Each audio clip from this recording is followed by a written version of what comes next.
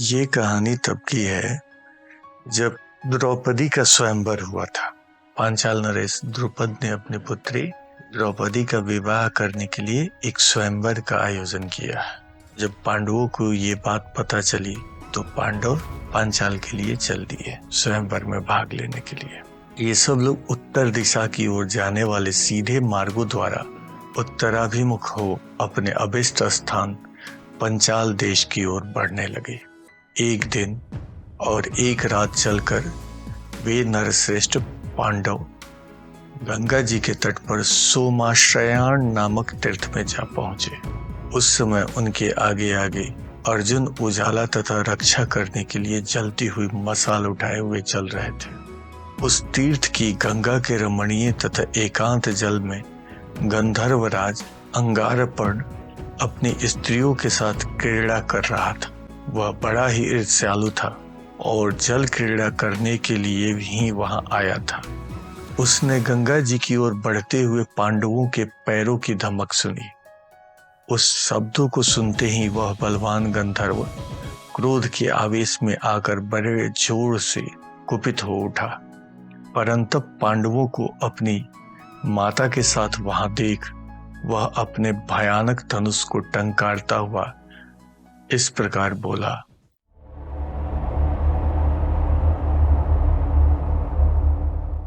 रात्रि प्रारंभ होने के पहले जो पश्चिम दिशा में भयंकर संध्या की लाली छा जाती है, उस समय 80 लवों को छोड़ सारा मुहूर्त इच्छानुसार विचरने वाले यक्षों, गंधर्वों तथा राक्षसों के लिए निश्चित बताया जाता है। शेष दिन का सब समय मनुष्यों के कार्यवश विचरने के लिए माना गया है। जो मनुष्य लोभवश हम लोगों की वेला में इधर घूमते हुए आ जाते हैं, उन मूर्खों को हम गंधर्व और राक्षस कैद कर लेते हैं। इसलिए वेद वेता पुरुष रात के समय जल में प्रवेश करने वाले संपूर्ण मनुष्यों और बलवान राजाओं की भी निंदा करते हैं। अरे वो मनुष्यों, दूर ही खड़े रहो, मेरे समीप न आना। तुम्हें ज्ञात कैसे नहीं हुआ कि मैं गंधर्वराज अंगारपर्ण गंगा जी के जल में उतरा हुआ हूं? तुम लोग मुझे जान लो, मैं अपने ही बल का भरोसा करने वाला स्वाभिमानी, ईर्ष्यालु तथा कुबेर का प्रिय मित्र हूं।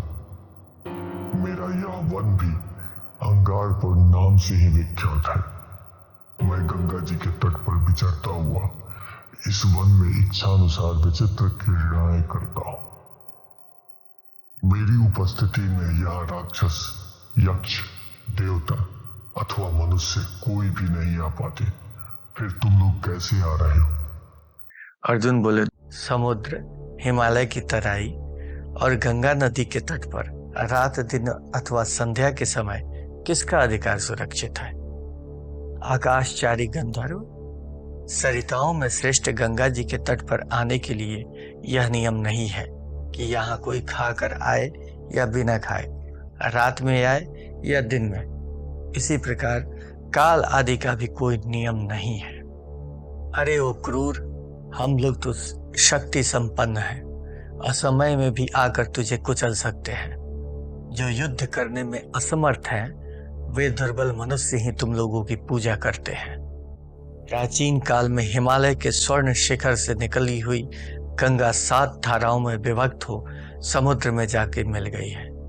जो पुरुष गंगा, यमुना, लक्ष्य की जड़ में प्रकट हुई सरस्वती, रथस्या, सरयू, गोमती और गंडकी, इन 7 नदियों के जल पीते हैं, उनके पाप तत्काल नष्ट हो जाते हैं। यह गंगा बड़ी पवित्र नदी है। एकमात्र आकाश ही इनका तट है। गंधर्व, ये आकाश मार्ग से विचरती हुई गंगा देवलोक में अलकनंदा नाम धारण करती है।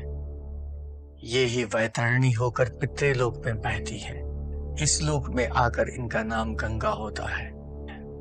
तुम उन्हीं गंगा जी पर किसके लिए रोक लगाना चाहते हो? यह सनातन धर्म नहीं है, जिसे कोई रोक नहीं सकता, जहां पहुंचने में कोई बाधा नहीं है। भागीरथी के उस पावन जल का तुम्हारे कहने से हम अपने इच्छानुसार स्पर्श क्यों न करें? अर्जुन की वह बात सुनकर अंगारपर्ण क्रोधित हो गया और धनुष नवाकर विषैले सांपों की भांति तीखे बाण छोड़ने लगा।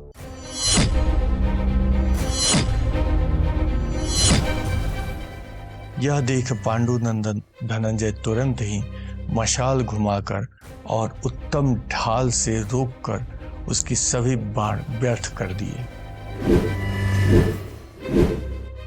अर्जुन ने कहा, गंधर्व जो अस्त्र विद्या के विद्वान हैं, उन पर तुम्हारी यह घुड़की नहीं चल सकती।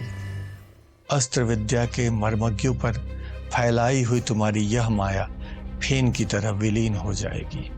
गंधर्व, मैं जानता हूं कि संपूर्ण गंधर्व मनुष्यों से अधिक शक्तिशाली होते हैं, इसलिए मैं तुम्हारे साथ माया से नहीं दिव्यास्त्र से युद्ध करूंगा। गंधर्व, यह अग्नि अस्त्र पूर्व काल में इंद्र के माननीय गुरु बृहस्पति जी ने भारद्वाज मुनि को दिया था। भारद्वाज से इसे अग्निवेश्य ने और अग्निवेश्य से मेरे गुरु द्रोणाचार्य ने प्राप्त किया है। फिर विप्रवर द्रोणाचार्य ने यह उत्तम अस्त्र मुझे प्रदान किया है। ऐसा कहकर पांडुनंदन अर्जुन ने कुपित हो गंधर्व पर वह प्रज्वलित अग्नि अस्त्र चला दिया।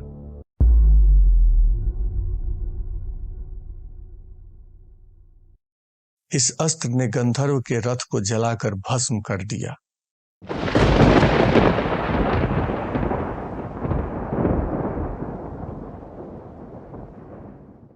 वह रथहीन गंधर्व व्याकुल हो गया और अस्त्र के तेज से मूढ़ होकर नीचे मुंह किए गिरने लगा। महाबली अर्जुन ने उसकी फूल की मालाओं से सुशोभित केस पकड़ लिए और घसीटकर अपने भाइयों के पास ले आए।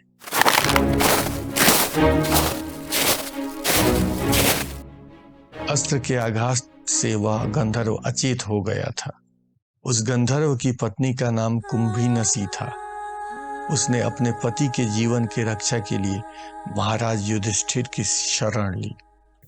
महाभाग, मेरी रक्षा कीजिए और मेरे पति देव को छोड़ दीजिए। प्रभु, मैं गंधर्व पत्नी कुंभीनसी आपके शरण में आई हूँ। युधिष्ठिर ने कहा, तात शत्रुसूदन अर्जुन, यह गंधर्व युद्ध में हार गया और यह अपना यश खो चुका। अब स्त्री इसकी रक्षिका बनकर आई है। यह स्वयं कोई पराक्रम नहीं कर सकता। ऐसे ही दीनहीन शत्रु को कौन मारता है? इसे जीवित छोड़ दो। अर्जुन बोले, गंधर्व जीवन धारण करो, जाओ, अब शोक न करो। इस समय कुरुराज युधिष्ठिर तुम्हें अभयदान दे रहे हैं। गंधर्व ने कहा, अर्जुन, मैं परास्त हो गया, अतः अपने पहले नाम अंगारपर्ण को छोड़ देता हूं। अब मैं जन समुदाय में अपने बल की श्लाघा नहीं करूंगा और न इस नाम से अपना परिचय ही दूंगा। मुझे सबसे बड़ा लाभ यह हुआ है कि मैंने दिव्यास्त्रधारी अर्जुन को प्राप्त किया है और अब मैं उन्हें गंधर्वों की माया से संयुक्त करना चाहता हूँ। उनके दिव्यास्त्र की अग्नि से मेरा यह विचित्र एवं उत्तम रथ दग्ध हो गया है। पहले मैं विचित्र रथ के कारण चित्ररथ कहलाता था, परंतु अब मेरा नाम दग्धरथ हो गया है। मैंने पूर्व काल में यह तपस्या द्वारा जो यह विद्या प्राप्त की है, उसे आज अपने प्राणदाता महात्मा मित्र को अर्पित करूंगा, जिन्होंने अपने वेग से शत्रु की शक्ति को कुंठित करके उस पर विजय पाई और फिर जब वह शत्रु शरण में आ गया तब जो उसे प्राण दान दे रहे हैं, वे किस कल्याण की प्राप्ति के अधिकारी नहीं है। यह चाक्षुषी नामक विद्या है जिसे मनु ने सोम को दिया। सोम ने विश्वावसु को दिया और विश्वावसु ने मुझे प्रदान किया है। यह गुरु की दी हुई विद्या यदि किसी कायर को मिल गई तो नष्ट हो जाती है। इस प्रकार मैंने इसके उपदेश की परंपरा का वर्णन किया है अब इसका बल भी मुझसे सुन लीजिए। तीनों लोक में जो कोई भी वस्तु है, उसमें से जिस वस्तु को आंख से देखने की इच्छा हो, उसे इस विद्या के प्रभाव से कोई भी देख सकता है, और जिस रूप में देखना चाहे उसी रूप में देख सकता है। जो एक पैर से 6 महीने तक खड़ा रहकर तपस्या करे, वही इस विद्या को पा सकता है। परंतु आपको इस व्रत का पालन या तपस्या किए बिना ही मैं स्वयं उक्त विद्या की प्राप्ति कराऊंगा। राजन, इस विद्या के बल से ही हम लोग मनुष्यों से श्रेष्ठ माने जाते हैं और देवताओं के तुल्य प्रभाव दिखा सकते हैं। पुरुष शिरोमणि, मैं आपको और आपके भाइयों को अलग अलग गंधर्व लोक के 100 घोड़े भेंट करता हूँ। वे घोड़े देवताओं और गंधर्वों के वाहन हैं। उनकी शरीर की कांति दिव्य है। वे मन के समान वेगशाली और आवश्यकता के अनुसार दुबले मोटे होते हैं, किंतु उनका वेग कभी कम नहीं होता है। पूर्व काल में वृत्रासुर का संहार करने के निमित्त इंद्र के लिए जिस वज्र का निर्माण किया गया था, वृत्रासुर के मस्तक पर पड़ते ही उसके 10 बड़े और 100 छोटे टुकड़े हो गए। तब से अनेक भागों में बटे हुए इस वज्र के प्रत्येक भाग की देवता लोग उपासना करते हैं। लोक में उत्कृष्ट धन और यश आदि जो कुछ भी वस्तु है, उसे वज्र का स्वरूप माना जाता है। ब्राह्मण का दाहिना हाथ वज्र है, क्षत्रिय का रथ वज्र है, वैश्य लोग जो दान करते हैं वह भी वज्र है, और शुद्ध लोग जो सेवा कार्य करते हैं उसे भी वज्र ही समझा जाना चाहिए। क्षत्रिय के रथ रूपी वज्र का एक विशिष्ट अंग होने से घोड़ों को अवध्य बताया गया है। गंधर्व देश की घोड़ी रथ को वहन करने वाले रथांग स्वरूप घोड़े को जन्म देती है। वे घोड़े सब अश्वों में शूरवीर माने जाते हैं। गंधर्व देश के घोड़ों की यह विशेषता है कि वे इच्छा अनुसार अपना रंग बदल लेते हैं। सवार की इच्छा के अनुसार अपने वेग को घटा बढ़ा सकते हैं। जब आवश्यकता या इच्छा हो तभी वे उपस्थित हो जाते हैं। इस प्रकार मेरे गंधर्व देश के घोड़े आपकी इच्छा पूर्ण करते रहेंगे। अर्जुन ने कहा, गंधर्व, यदि तुमने प्रसन्न होकर अपना प्राण संकट से बचाने के कारण मुझे विद्या, धन अथवा शास्त्र प्रदान किए हैं, तो मैं इस तरह का दान लेना पसंद नहीं करता। ऐसा ही गंधर्व बोला। महापुरुषों के साथ जो समागम होता है वह प्रीति को बढ़ाने वाला होता है। ऐसा देखने में आता है आपने मुझे जीवन दान दिया है। इससे प्रसन्न होकर मैं आपको चाक्षुषी विद्या भेंट करता हूँ। साथ ही आपसे भी मैं उत्तम आग्नेयास्त्र ग्रहण करूंगा। भरत कुलभूषण अर्जुन, ऐसा करने से ही हम दोनों में दीर्घ काल तक समुचित सौहार्द बना रहेगा। अर्जुन ने कहा, ठीक है, मैं यह अस्त्र विद्या देकर तुमसे घोड़े ले लूंगा।